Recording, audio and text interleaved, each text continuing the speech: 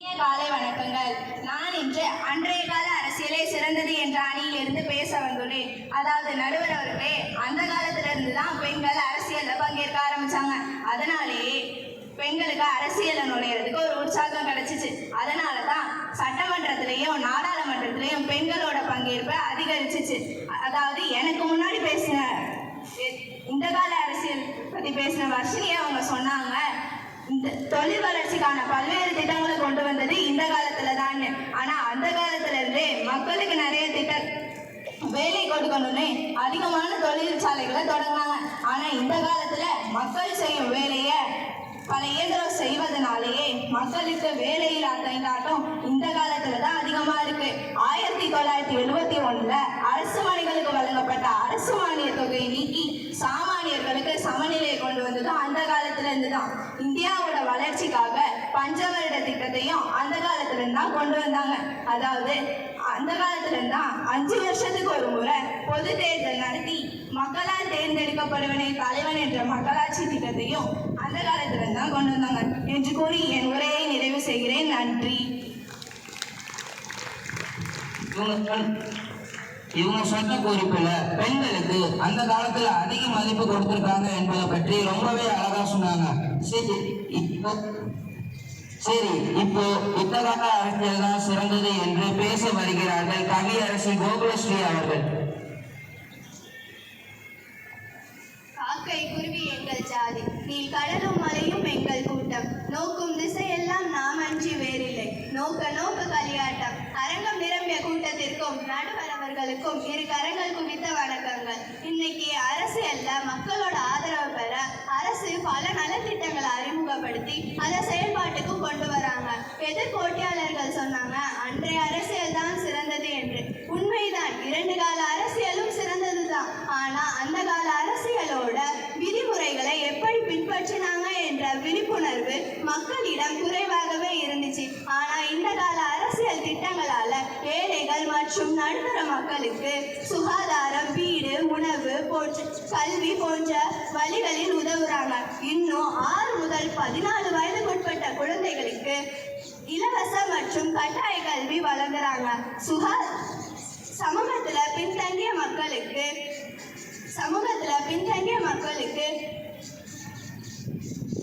சிறப்பு சலுகைகள் வழங்குறாங்க. தெரிந்ததை எல்லாம் எழுதி வைப்பது அந்த காலம், எதையும் நேர்ல பார்த்து செயல்படுத்துவது இந்த காலம். அதனால இந்த கால அரசியலே ஒரு விழிப்பும் தெளிவும் உள்ள அரசியல் என்று கூறி நடுவரிடம் உண்மையும் நேர்மையுமான தீர்ப்பை வழங்குவார் என்ற நம்பிக்கையுடன் என் உரையை முடிக்கிறேன். நன்றி, வணக்கம். இவங்க உண்மையும் நேர்மையுமான தீர்ப்பா சொல்லணும்னு சொல்லி எல்லாத்தையும் ஏந்தலையில கட்டிட்டாங்க. இவங்க சொன்னதுல முக்கியமான குறிப்புனா கட்டாய கல்வி. உண்மைதான், இந்த கால அரசியல் நிறைய ஏழை குழந்தைகள் பள்ளிக்கு வரணும்னு நிறைய சலுகைகள் கொடுக்குறாங்க. அதற்கு எடுத்துக்காட்டா இலவச காலை உணவு திட்டம், மதிய உணவு திட்டம் போன்றவற்றை ஏற்படுத்தி நிறைய ஏழை குழந்தைகளை பள்ளிக்கு வர ஊக்குவிக்கிறாங்க. ஆனா அந்த காலத்துல முக்கால்வாசி குழந்தைகள் வறுமை காரணமா தன்னோட அம்மா அப்பா கூட வேலைக்கு போனாங்க. சரி, இப்பொழுது இந்த கால அரசியல் தான்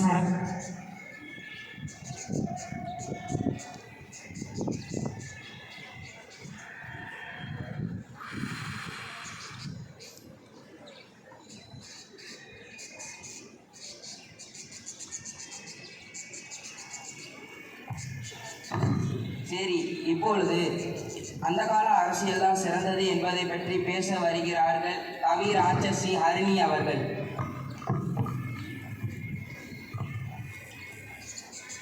இனிது இனிது ஏகாந்தம் இனிது, அதினிலும் இனிது ஆதியை தொழுதல், அதினிலும் இனிது அறிவுள்ளாரை கடவிலும் நடைவிலும் காண்பது தானே என மூதாட்டி அவ்வை சொன்னார். அவ்வை வளர்த்த ஆதி தமிழை வணங்கி நல்லதொரு தீர்ப்பை தரவிருக்கும் நடுவர் அவர்களுக்கும் இந்த விழாவை சிறப்பித்துக் கொண்டிருக்கும் உறவுகளுக்கும் என் இணைய வணக்கங்கள். இன்று நான் அந்த கால அரசியல் தான் சிறந்தது எனும் தலைப்பிலிருந்து பேச வந்துள்ளேன். எதிர் அணியிலிருந்து கவியரசி கோகுலஸ்ரீ சொன்னாங்க, ஏழை எளியவங்களுக்குலாம் இந்த காலம் உதவி செய்யுது அப்படின்னு. இந்த பக்கம் உதவி செய்யறவங்க இந்த பக்கம் வரி, ஜிஎஸ்டி, சிஜிஎஸ்டின்னு எல்லாத்துலேயும் விலையை உயர்த்திக்கிட்டே போறாங்க. அந்த காலத்துல ஒரு பவுன் விலை 5000 ரூபாய்க்கு வித்துச்சு. ஆனா இந்த காலத்துல ஒரு பவுனுக்கு கிட்டத்தட்ட 80,000 கிட்ட வந்துருச்சு. அந்த காலத்துல 1937ல ₹1 அரிசி திட்டம் தமிழகத்துல உருவானுச்சு. அதுதான் உணவு திட்டங்கள் வர்றதுக்கு அடித்தளமாகவும் இருந்துச்சு. அன்று கள்ளுக்கடை மறியலுக்காக கிட்டத்தட்ட 537 தென்னை மரத்தை வெட்டினவங்களாம் அந்த கால தலைவர்கள் தான். ஆனா இந்த காலத்துல மதுவை பத்தி யோசிக்கிறதும் இல்லை, செயல்படுறதும் இல்லை. 1937ல மது விலக்குன்ற ஒன்று சேலத்துல அமல்படுத்தப்பட்டுச்சு. கொஞ்சம் வருஷம் கழிச்சு அது தமிழகம் முழுவதும் அமல்படுத்தப்பட்டுச்சு. 1952ல வந்த முதலமைச்சர் மது விலக்கு கைவிடணும்னு சொன்னப்ப மது விலக்கு கைவிடாதீங்கன்னு சொன்னவங்கலாம் அந்த கால தலைவர்கள் தான். மது வீட்டுக்கும் நாட்டுக்கும் கேடுன்னு சொல்றாங்களே தவிர அந்த மதுவை ஒழிக்கிறதுக்கு யோசிக்கிறதும் இல்லை, செயல்படுறதும் இல்லை இந்த கால தலைவர்கள். மக்களால் நான் மக்களுக்காக ஆட்சி செஞ்ச காலம் அந்த காலம் தான். எனவே நடுவர் அவர்கள் அந்த கால ஆட்சியை சிறந்தது என தீர்ப்பளிக்க வேண்டும் என்று கூறி வாய்ப்பளித்தமைக்கு நன்றி கூறி விடைபெறுகிறேன். நன்றி, வணக்கம். தமிழ் ராட்சசி ஹரிணி அவர்கள் கள்ளுக்கடை மறியலை பற்றி ரொம்பவே நல்லா பேசினாங்க. உண்மையிலேயே அந்த கால அரசியல்வாதிகள் மதுவையும் மது கடைகளையும் ஒழிப்பதற்கு நிறையவே முயற்சி எடுத்தாங்க. இந்த கால அரசியல் அமைப்பு சும்மா இல்லை, அவங்க ஒவ்வொரு பள்ளிக்கும் சென்று போதை ஒழிப்பை பற்றி விழிப்புணர்வுகளை கொடுக்குறாங்க. உதாரணத்துக்கு போன வாரத்துல இருந்து கூட நம்ம ஸ்கூல்ல இருந்து மாணவர்கள் போதை ஒழிப்பு வாக்கியங்களை சொல்லிக்கிட்டு ஊர்வலமா கூட சென்றாங்க. சரி, அது இருக்கட்டும். இப்போது இந்த கால அரசியல் தான் சிறந்தது என்பதை பற்றி பேச வருகிறார்கள் கவிக்குயில் சாதனா அவர்கள். தமிழுக்கும் அமுதென்று பேர், அந்த தமிழ் இன்ப தமிழெங்கள் உயிருக்கு நேர், உயிருக்கு நேர். தமிழ் எங்கள் உயிருக்கு நேர் என பாவடித்த வாவேந்தரவர்களால் சொன்ன வழியில் அன்னை தமிழை வணங்கி அவையோர் மற்றும் நடுவர் அவர்களுக்கும் என் அன்பு கலந்த வணக்கங்களை கூறிய உரையை தொடங்குகிறேன். இன்று நான் பேச போகும் தலைப்பு இன்றைய கால அரசியலே சிறந்தது என்று. இந்த கால அரசியலில் தான் மக்களுக்கு காலை உணவு திட்டம், மடிக்கணினி, வீடு தேடி மருத்துவம், இல்லம் தேடி கல்வி, மருத்துவமனையில் இலவசமாக சிகிச்சை பெற காப்பீட்டு திட்டம் மற்றும் வாட்டர் வெல் போன்ற திட்டங்களை இந்த கால அரசியல் தான் உருவாக்கி கொடுத்திருக்கு. முன்னாடியெல்லாம் விளையாட்டுனாலே என்னன்னு தெரியாமல் இருந்துச்சு. ஆனால் இந்த கால அரசியலில் தான் விளையாட்டுத்துறைக்கு அதிக முக்கியத்துவம் தராங்க. முன்னாடியெல்லாம் ஒரு அரசு சேவையை பெற சுரங்கம் பாதை போல ஓட வேண்டிய காலம். ஆனால் இந்த கால அரசியலில் வெறும் கைபேசியில எல்லாத்தையும் முடிச்சு வர்ற காலமா இது. எதிரணியில் இருக்கிற அனைவருக்கும் பேச்சாளர் பாக்கியா சொன்னாங்க, இந்த காலத்துல அரசாங்க வேலையை தரமாட்டாங்கன்னு. ஆனா இந்த காலத்துல தான் பயிற்சியும் கொடுத்து உதவித்தொகையும் தந்து நல்ல அரசாங்க வேலையை வாங்கி தராங்க நான் முதல்வன் திட்டத்தின் மூலமா. உன் தாயை பழித்தவனை தாய் தடுத்தால் விட்டுவிடு, தமிழை பழித்தவனை தாயே தடுத்தாலும் விடாதே என்ற பாரதிதாசன் கூற்றை நினைவில் கொண்டு வாய்மையே நம் பழக்கம், அதனால் வாழ்க்கை இனிக்கும், முடிவில் வணங்குவதே நல்ல பழக்கம். வணங்கி முடிக்கிறேன். நன்றி, வணக்கம்.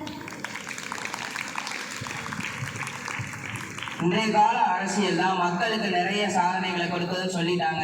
எனக்கும் தீர்ப்பு வழங்குறதுக்கு மேலும் மேலும் பாரத்தை ஏற்றிக்கிட்டே போறாங்க. இப்ப பட்டிமன்றத்தை முடிக்க வேண்டிய நேரம் வந்துருச்சு.